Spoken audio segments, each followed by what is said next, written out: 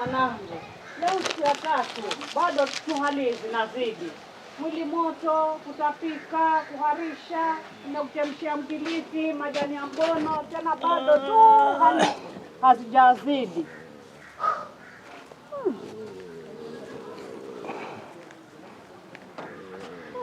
Nifanye nini mimi na huyu mwanangu? Pole usilie, pole usilie, nyamaza. Najua ukilia ndio utasababisha ugonjwa endelee. Ni utsimbibe, usirire. Atapona kweli huyu? Atapona huyu. Nashughulika sasa, atapona, usilie.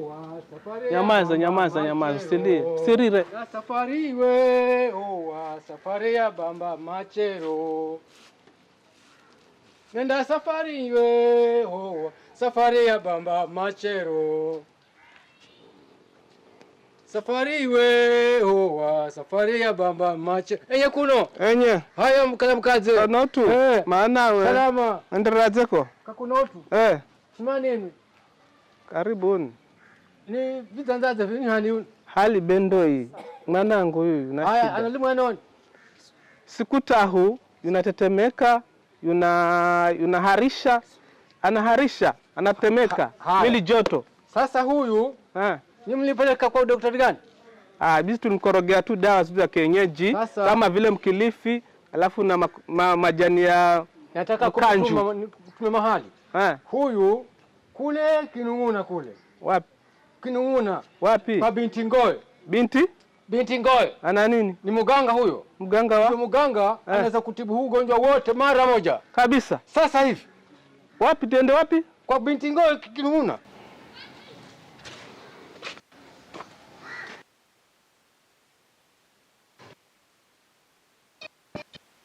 Habari zenu? Nzuri. Salamu.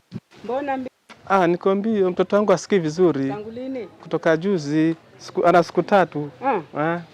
Siku 3 anatetemeka. Pengine mlipeleka hospitali? Hatujampeleka sisi. Kwa nini tena? Tunaangalia madawa ya kienyeji. Madawa ya kienyeji. Wenyewe. Habari zenu? Nzuri. Muendeleaje? Hatujambo. Mtoto anatetemeka kweli? Tetemeka. Alianza lini? Ana siku 3. Leo siku ya 3. Leo siku ya 3. Okay. Anatetemeka kweli yani. Mtoto anaitwa? Karisa Kombe. Kombe ni mimi. Okay, miaka yake 12. Miaka 12. Pengine shida yake kubwa ni nini? Shida huyu joto liko juu.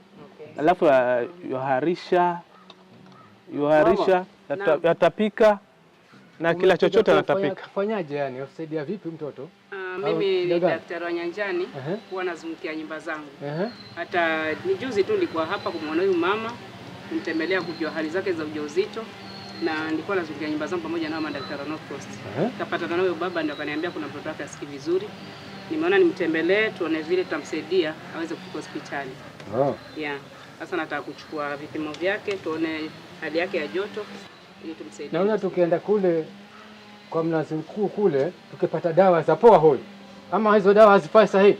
Dawa gani baba? Dawa za kienyeji kwetu ulioguliwa sisi. Nilikuwa nitakwambia hivi. Wanaambiaje? Hayo ni mambo ya uganga, ni mambo yamepitwa na wakati. Hizo ni mila na desturi ambazo zimepitwa na wakati. Sahihi kama ni malaria imepatikana anatibiwa hospitali, si kwa mganga. Na apone? Atapona.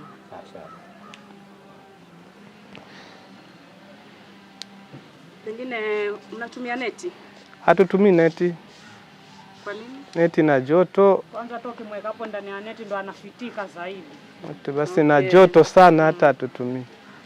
Sasa tumepata joto ni jingi mwilini. Nimekwambia. Na sijui kama kuna dalili zingine ama kuna mengine kwa mwili na huu mwili mmoja. Anaharisha. Anatapika. Alafu anapenda kunywa maji mengi, anataka soda kila saa.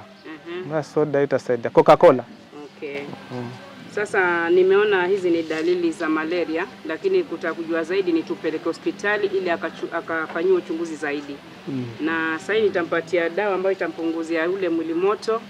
Alafu pia kuna dawa ambazo kuna ile dawa ya kuharisha Itasaidia? Ambayo itarudisha yale maji yenye huwa yanatoka tangu juzi. Hii ni dawa ya kufunga, itasaidia kule kurudisha maji mwilini, kuharisha.